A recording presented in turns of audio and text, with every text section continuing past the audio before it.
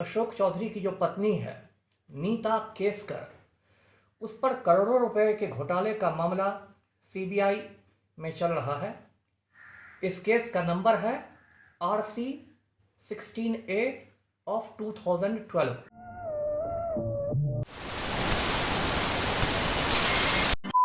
नमस्कार, मैं हिमांशु कुमार, आप देख रहे हैं भारत लाइव।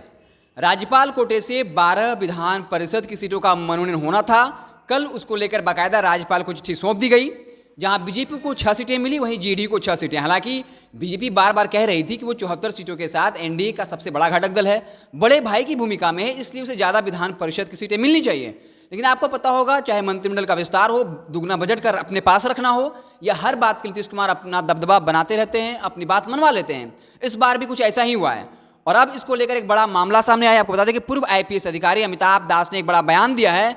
उन्होंने कहा है कि जेडीयू के खाते से अशोक चौधरी को जो है MLC भेजा गया है, MLC बनाया गया है। राज्यपाल के एक सीट पर विधान परिषद के लिए मनोनयन हुआ है, लेकिन ये संविधान के एक धारा के खिलाफ है। बाकायदा उन्होंने उनके पत्नी के नाम का जिक्र करते हुए कहा कि उन पर करोड़ों रुपए के घोटाले के मामले चल रहे हैं। तो इस तरीके से अशोक चौधरी को जो है विधान परिषद नहीं भेजा जाना चाहिए था। और बाकायदा उन्होंने जिक्र किया कि विधान परिषद में ऐसे लोगों को भेजा जाता है जिन्होंने खेल, साहित्य, कला के क्षेत्र में कुछ अप्रत्याशित किया हो, कुछ असाधारण किया हो, कुछ खास किया हो। लेकिन अशोक चौधरी उस श्रेणी में नहीं आते हैं, इसलिए संविधान के खिलाफ ऐसा नहीं होना चाहिए। आपको बता दें कि पूर्व IPS अधिकारी अमिताभ दास ने इसके पहले भी एक बयान दिया था और बाकायदा ये कहा था कि जेडीयू की तरफ से जो इस बार मंत्री बनी है लेसी सिंह, उनके यहाँ हथियारों का जखीरा बरामद है। बाकायदा AK-47 जैसे हथियार हैं और अगर इस वक्त छापेमारी होती है तो वो सारे हथियार बरामद हो सकते हैं। अमिताभ दास ने वो बयान दिया था और इस बार फिर राज्यपाल को चिट्ठी लिखा है और कहा है कि अशोक चौधरी को नहीं बनाया जाना चाहिए, ये संविधान के खिलाफ है। आप सुनिए क्या कुछ कह रहे हैं पूर्व IPS अधिकारी अमिताभ दास और लगातार नीतीश सरकार को घेर रहे हैं।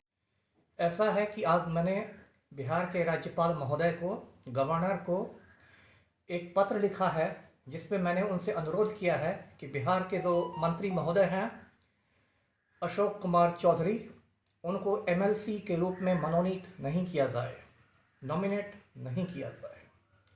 जो भारत का संविधान है उसकी धारा 171 है, आर्टिकल 171, उसमें ये प्रावधान है कि राज्यपाल ऐसे लोगों को विधान परिषद में मनोनीत कर सकता है जिन लोगों की कला, विज्ञान, साहित्य, सहकारिता आंदोलन या समाज सेवा में विशेष दक्षता हो।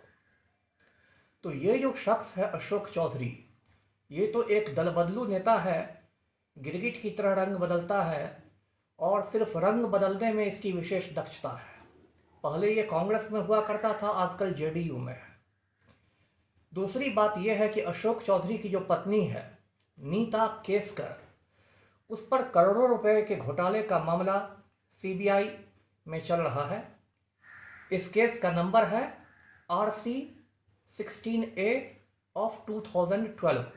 ये मामला 2012 में ही दर्ज किया गया था और करोड़ों रुपए के घोटाले का है जो अशोक चौधरी की पत्नी नीता केसकर के ऊपर है। इसलिए मैंने राज्यपाल महोदय से कहा है कि यदि अशोक चौधरी को MLC के रूप में नॉमिनेट किया जाता है तो ये भारत के संविधान पर कुठाराघात होगा, हमला होगा। और मैंने राज्यपाल महोदय से ये भी कहा है कि वे भाजपा नेता के रूप में, बीजेपी लीडर के रूप में कृपया काम नहीं करें, दलगत राजनीति से ऊपर उठकर काम करें। यही कहना है मुझे।